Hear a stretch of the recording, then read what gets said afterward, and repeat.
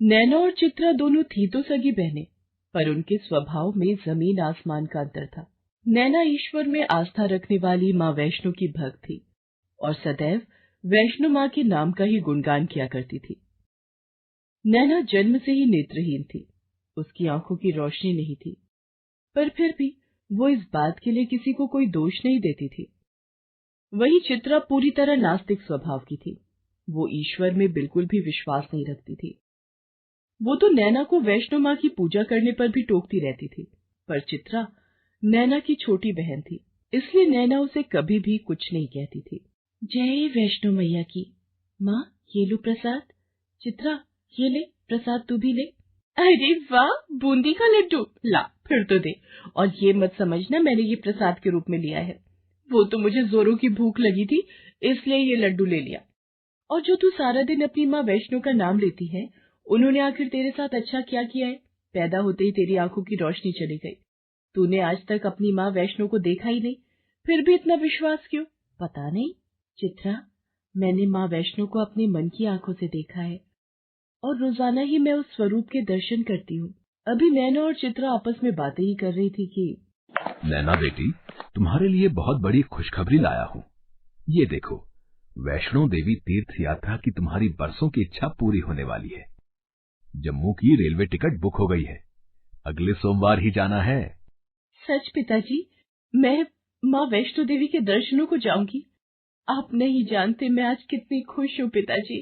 सुना है जब माँ वैष्णो की इच्छा होती है तभी वो अपने भक्त को बुलाती है, और नैना के भाग्य से ये सौभाग्य हमें प्राप्त हो रहा है। क्या हम सबको वैष्णो देवी यात्रा पर जाना होगा? पर मैंने तो सुना है कटरे से भवन तक की बहुत ऊंची चढ़ाई है, और मेरी इतनी हिम्मत नहीं है कि मैं चढ़ाई चढ़कर भवन तक जाऊं। अरे पहले वहां पहुंच जाते हैं, फिर देखेंगे। मुझे समझ नहीं आता, अगर घर में मंदिर है तो इतनी दूर दर्शन करने जाने की क्या जरूरत है? अब इसके चक्कर में हमें भी जाना पड़ेगा। नैना तो बस अपनी माता रानी के दरबार माँ वैष्णो देवी के दर्शन करने के लिए व्याकुल हो रही थी, और सब लोग ट्रेन से जम्मू पहुंचते हैं। अब यहाँ से कटरा तक टैक्सी करनी होगी, फिर चढ़ाई शुरू होगी। ओहो पिताजी, ये यात्रा तो बहुत लंबी है। चित्रा, माँ वैष्णो का नाम लोगी तो ये यात्रा कब पूरी हो जाएगी पता भी नहीं चलेगा। सब लोग वैष्णो देवी की यात्रा शुरू करते हैं। माँ, मैं नंगे पांव चढ़ाई चढ़ना चाहती हूँ, मेरी इच्छा है। नैना, तू नंगे पैर चढ़ाई करेगी? बाप रे, हिम्मत है तुझ में। एक काम करो जी, आप भी ज्यादा देर चल नहीं पाओगे, आप और चित्रा भवन तक घोड़ा कर लो। ठीक है सुषमा, तुम दोनों भी आराम आराम से पैदल यात्रा करती हुई आ जाओ। हम बीच बीच में अपना घोड़ा रोक लेंगे ताकि तुम दोनों भी साथ साथ चलती रहना। चलो चित्रा बेटी।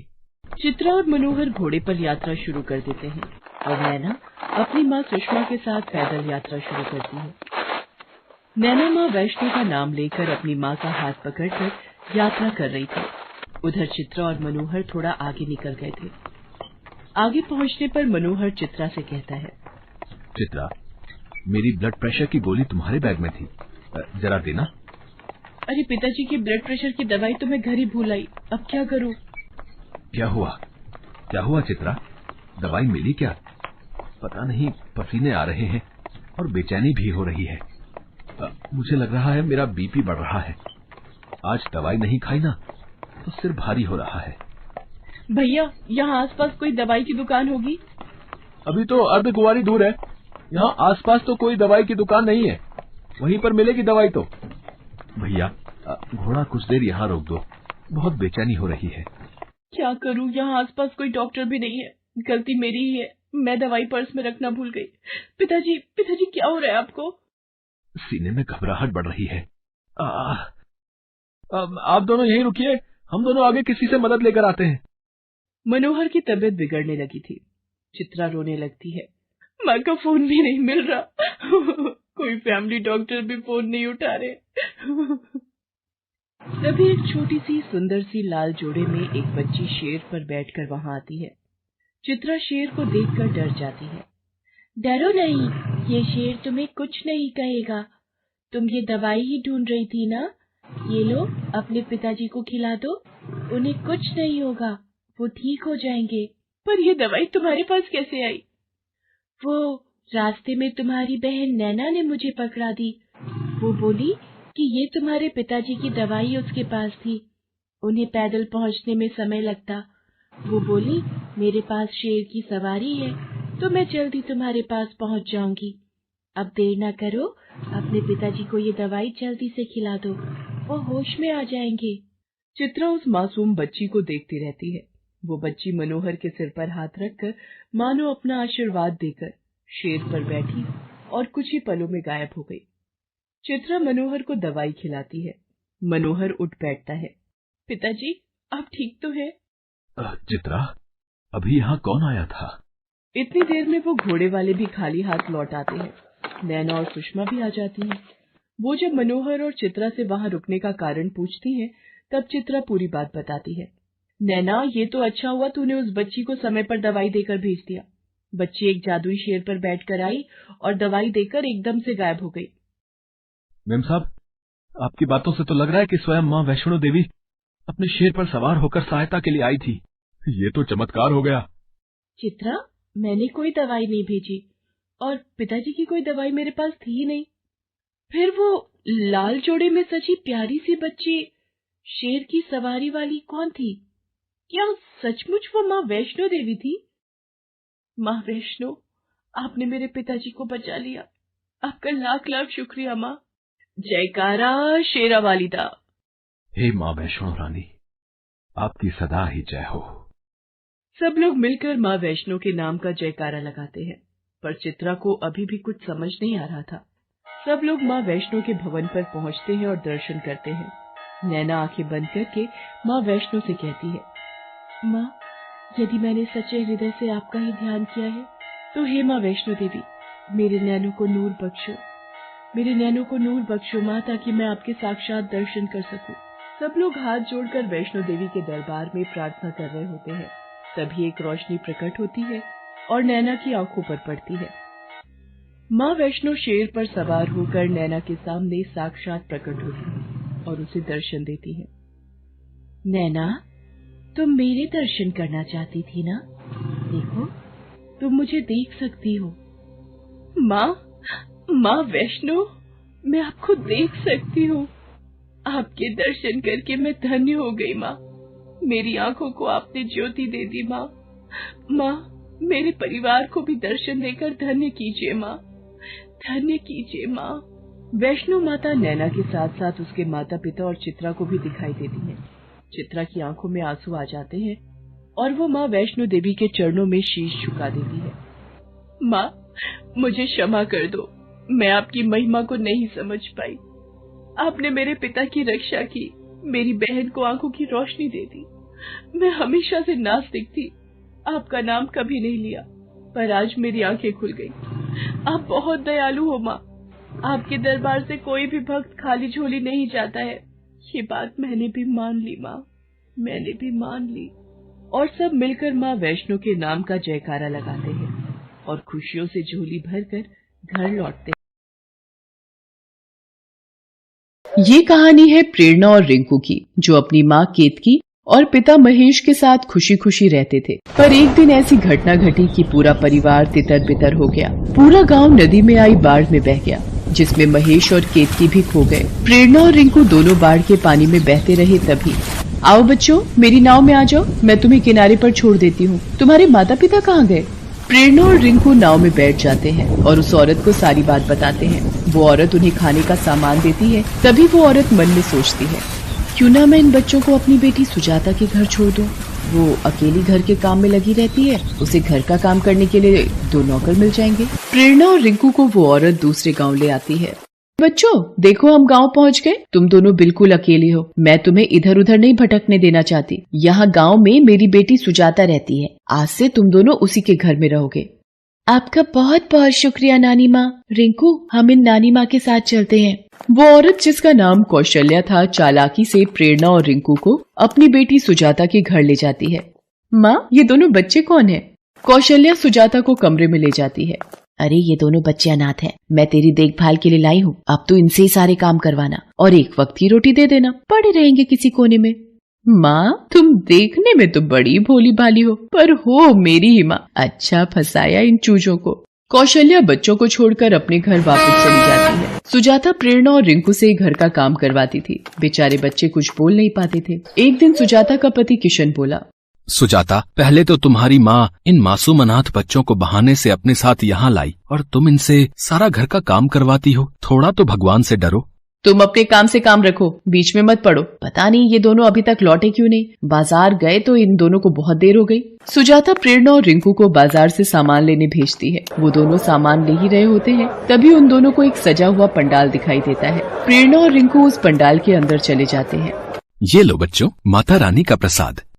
अंकल, आज कोई त्योहार है क्या? यहाँ पंडाल क्यों सजा हुआ है? बच्चों, आज से माँ दुर्गा का नवरात्रि उत्सव आरंभ है, जो 9 दिन तक चलेगा। अंकल, हमें ये प्रसाद रोजाना मिलेगा? हाँ बेटा, ये पंडाल 9 दिन तक सजा रहेगा और यहाँ पर माँ दुर्गा की पूजा और आरती की जाएगी। दीदी, तुम्हें याद है माँ और बाबूजी भी नवरात्रि व्रत रखते थे और नवमी पूजन में हम पूरी हलवा चने का प्रसाद खाते थे। हाँ रिंकू, और माँ कहती थी कि जिनकी माँ नहीं होती उनकी दुर्गा माता माँ होती है। हम रोजाना इस पंडाल में इनकी पूजा करने आएंगे। प्रेरणा और रिंकू खुशी खुशी घर जाते हैं, पर घर पहुँचते ही सुजाता का गुस्सा 7वें आसमान पर होता है। कहाँ थे अब तक तुम दोनों? मेरी माँ तुम्हें इसलिए यहाँ नहीं छोड़ गई कि तुम दोनों भाई बहन मुफ्त की रोटियां तोड़ो। अगर एक काम में ही घंटों लगा दोगे तो पूरा दिन घर का काम कौन करेगा? अब तुम दोनों को पूरे दिन खाने में सिर्फ 1 रोटी मिलेगी। चलो जाओ, काम करो। दीदी, सुजाता आंटी बहुत गंदी हैं। उन्होंने बोला था वो हमें माँ की तरह प्यार करेंगी, पर वो हमें बिल्कुल भी प्यार नहीं करती। कोई बात नहीं रिंकू, हम रोजाना माँ दुर्गा के पास जाएंगे और उनकी पूजा करेंगे। वो हमें माँ का प्यार जरूर देंगी। प्रेरणा और रिंकू रोजाना चुपचाप पंडाल में माँ दुर्गा की पूजा करने जाने लगे। सुजाता उन दोनों को भूखा रखती थी, मगर पंडाल में मिले भंडारे को खाकर प्रेरणा और रिंकू अपनी भूख मिटा लेते थे। एक दिन, ये तुम दोनों रोजाना कहाँ जाने लगे हो? आंटी, वो हम माँ दुर्गा के पंडाल में नवरात्रि पूजन के लिए जाते हैं। क्या? नवरात्रि पूजन? अच्छा, तभी मैं कहूँ घर की साफ सफाई इतने गंदे तरीके से क्यों हो रही है, और आजकल जल्दी जल्दी काम कैसे खत्म हो जाता है। बहुत हो गई नवरात्रि पूजा। तुम अनाथ बच्चों की नवरात्रि पूजा तो मैं करवाती हूँ। आज से कहीं भी आना जाना बंद। अब से 2 दिन तक एक बूंद पानी भी नहीं मिलेगा और चुपचाप सारा काम करोगे। किशन भी दूसरे गांव गया हुआ था, वरना सुजाता ऐसी हरकत ना करती। बेचारी प्रेरणा और रिंकू भूखे प्यासे रोते हुए घर का काम करते रहते हैं। दीदी, तुम तो कहती थी कि दुर्गा माँ चमत्कार करती हैं, वो हमारी मदद क्यों नहीं कर रही हैं दीदी? रिंकू, नवरात्रि उत्सव है, इसलिए माँ दुर्गा के दरबार में बहुत सारे भक्तों की भीड़ लगी होगी। हो सकता है उन भक्तों की इच्छा को पूरा करके वो हमारी मदद करे। नादान मासूम बच्चे दुर्गा माँ को याद करते हैं और फिर से काम करने लगते हैं। रिंकू सुजाता के पास रसोई में जाता है। आंटी, बहुत प्यास लगी है, मैं थोड़ा सा पानी पी लूं? कोई पानी रोटी कुछ नहीं मिलेगा, जा यहाँ से। रिंकू वहाँ से चला जाता है। तभी आहा, गर्मा गर्म हलवा और पूरी खाने का अलग ही मजा है। जल्दी जल्दी खा लेती हूँ, वरना इन भूखे भाई बहनों की नजर लग जाएगी। आई माँ, बचाओ, मैं मर गई। सुजाता के हाथों पर गर्म तेल की कढ़ाई गिर जाती है। वो दर्द से चिल्ला पड़ती है। प्रेरणा और रिंकू भागे भागे आते हैं। सुजाता आंटी, क्या हुआ? अरे, ये गर्म तेल आपके हाथों पर कैसे गिर गया? कोई डॉक्टर को बुलाओ, मेरे हाथों में बहुत जलन हो रही है। आंटी, मैं पड़ोस वाले डॉक्टर अंकल को बुलाकर लाती हूँ। प्रेरणा डॉक्टर को लेकर आती है। डॉक्टर मरहम पट्टी कर देता है और दवाइयां दे जाता है। प्रेरणा और रिंकू सुजाता की बहुत देखभाल करते हैं। सुजाता ये सब देखती है तो उसकी आंखों में आंसू आ जाते हैं। 2 दिन बाद नवमी का पूजन था। किशन भी वापस आ जाता है। सुजाता बच्चों से बोली, प्रेरणा, रिंकू, बच्चों तो मुझे बता रहे थे कि आज नवरात्रि की समाप्ति का दिन है। नवरात्रि उत्सव के लिए जो पंडाल सजा हुआ है, क्या हम सब मिलकर दर्शन करने के लिए चले? हाँ सुजाता आंटी, आप मंदिर जाओगे तो देखना, माँ दुर्गा के आशीर्वाद से आपके हाथ भी जल्दी ठीक हो जाएंगे। सब मिलकर पंडाल में जाते हैं। पंडाल में डांडिया नृत्य का भी आयोजन होता है। तभी किसी पर रिंकू की नजर पड़ती है। दीदी, वो देखो, सामने माँ बापू खड़े हैं। कहाँ रिंकू? हाँ, ये तो माँ बापू है। सुजाता आंटी, महेश अंकल, वो देखो हमारे माँ बापू। प्रेरणा और रिंकू दौड़ते हुए अपने माँ बापू से लिपट जाते हैं। केतकी और किशन भी दोनों बच्चों को देख रो पड़ते हैं। मेरे बच्चों, हमने तुम्हें बहुत ढूंढा, हमारी तो उम्मीद ही खत्म हो गई थी। बच्चों, तुम्हें ढूंढते ढूंढते हम इस पंडाल में आ गए और माँ दुर्गा के सामने विनती करने लगे। हे माँ शेरा वाली, आपने हमारे बच्चों से हमें मिला दिया, आपकी जय हो। प्रेरणा और रिंकू अपने माता पिता से सुजाता और महेश को मिलवाते हैं। माँ दुर्गा के आशीर्वाद से प्रेरणा और रिंकू को अपने माता पिता वापस मिल गए थे। नवरात्रि उत्सव में माता पिता के वापस मिल जाने से प्रेरणा और रिंकू की खुशियाँ वापस लौट आई थी। कुछ समय बाद सुजाता भी एक बच्चे को जन्म देती है। शायद प्रेरणा और रिंकू के साथ उसके अच्छे व्यवहार के कारण माँ दुर्गा ने उसकी झोली भी खुशियों से भर दी थी।